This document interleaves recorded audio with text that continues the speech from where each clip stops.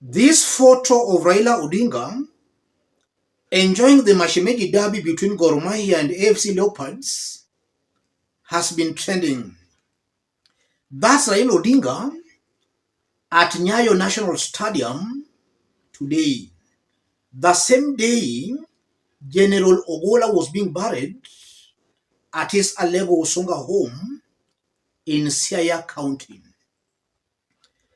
I want us to understand the messages Raila Odinga is trying to send to Kenyans through this photo. In our earlier video, I did explain some reasons why Raila Odinga skipped General Ogola's burial. In this video, I want to explain the clear messages Raila is sending out through this photo. In the photo, I can see Raila, a very happy man, laughing with Oparanya, and I can also see George Natembea.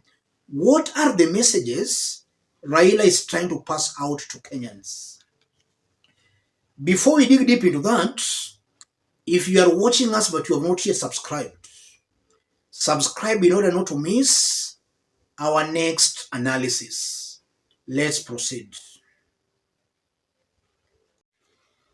Raila skipped General Ogola's burial deliberately. Looking at that photo, the first message Raila Odinga is sending to Kenyans, Raila is trying to tell Kenyans to stop bereaving more than the bereaved. Kenyans should move on. And I'm saying that because Kenyans have really been at pains as a result of Ogola's death. But from what we are getting from the family, it appears only Kenyans are bereaving. The family is celebrating. Why are Kenyans wasting their tears mourning people who are celebrating? So through that photo, I'm seeing Raila Odinga is just telling Kenyans to stop mourning more than the bereaved. Let Kenyans move on with their lives. Secondly, I'm seeing Raila Odinga who is just trying to tell Kenyans that Ogolla was not a very strong of an ally. And I'm saying that because there is this message Ogolla sent to his boss Kibochi. And in the message, Ogolla was telling the boss that what was happening at Bomas was just politics and nothing to do with the security issue. In other words, Ogolla never wanted to get involved in what was happening at Bomas. And we are being told he showed that message to Ruto in order to explain that he was never part of the plot to interfere with the 2022 presidential election at Bomas.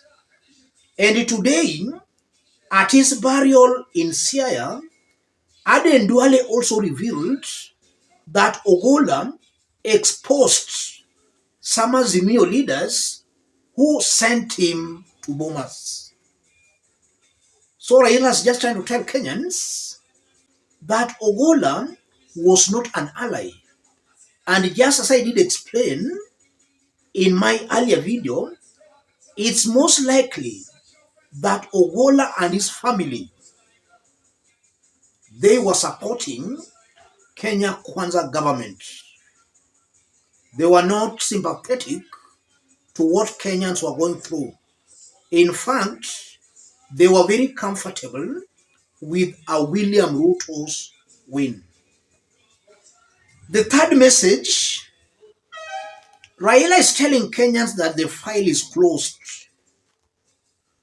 Kenyans should not wait for any investigation or for any meaningful investigation report.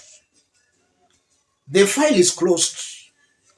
And maybe after this burial, we'll never hear of anything to do with the investigations. Or if at all they will be done, then they'll just be for PR.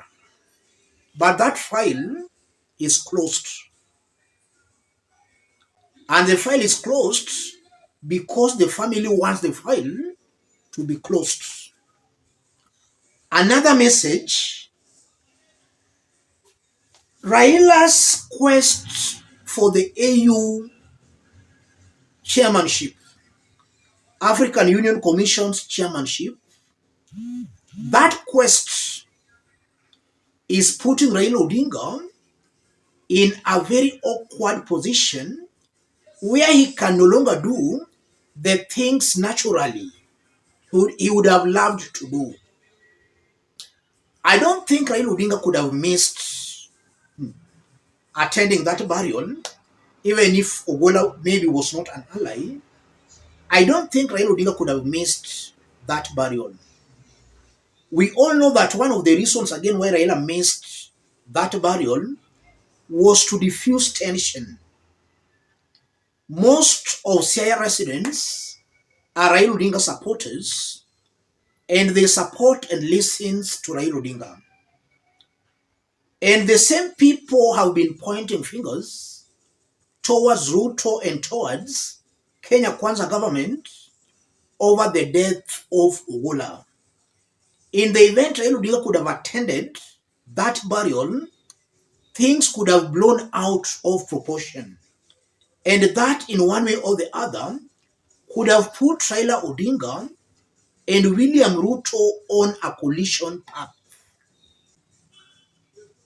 Raila had seen that. He had looked at the bigger picture. So to avoid that kind of a collision, or to avoid outshining Ruto, he chose not to attend that burial. And he did that deliberately for his quest as the African Union Commission's chair. We know Ruto is the person pushing Raila Odinga's candidature. So you are seeing clearly that Raila's quest for the African Union Commission's chair has really put him in a very awkward position. He can no longer do the things he would have loved to do. I think that's what I can make of that photo.